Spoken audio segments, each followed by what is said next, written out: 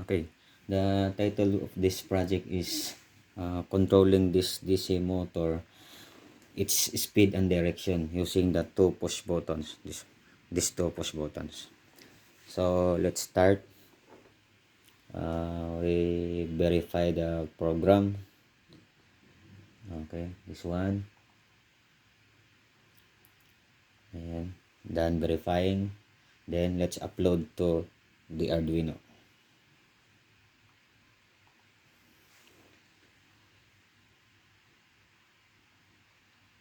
Okay, done already.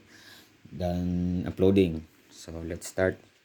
So turn on the switch. Okay, so this push button will make the DC motor runs faster and faster into clockwise direction.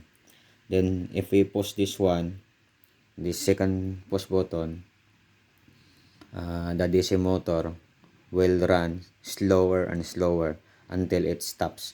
Then if we press this push button again, the motor will run counterclockwise, then faster and faster, and so on. Okay, let's start. Let's start this push button.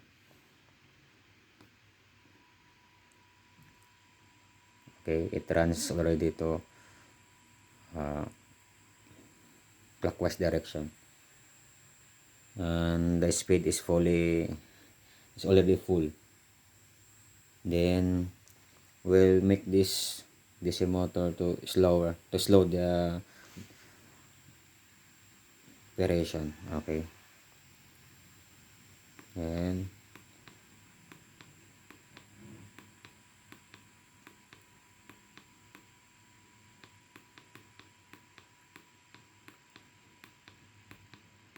okay, it's already stopped.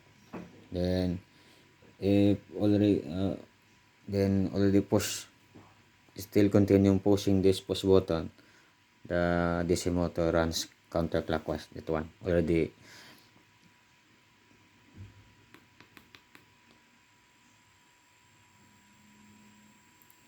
Okay,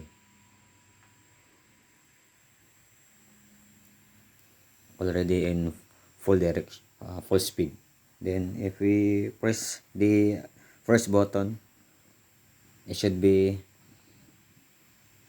slow, then stop.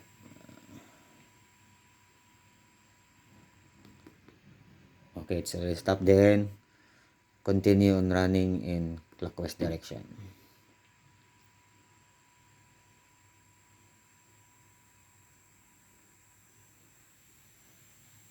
Then already in full speed. Then this one.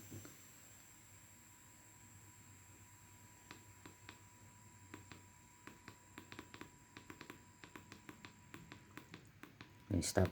And push. So it runs in counterclockwise.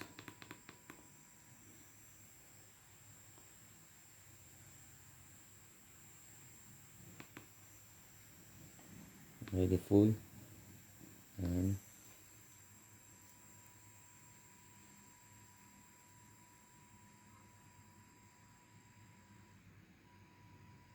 okay, that's all.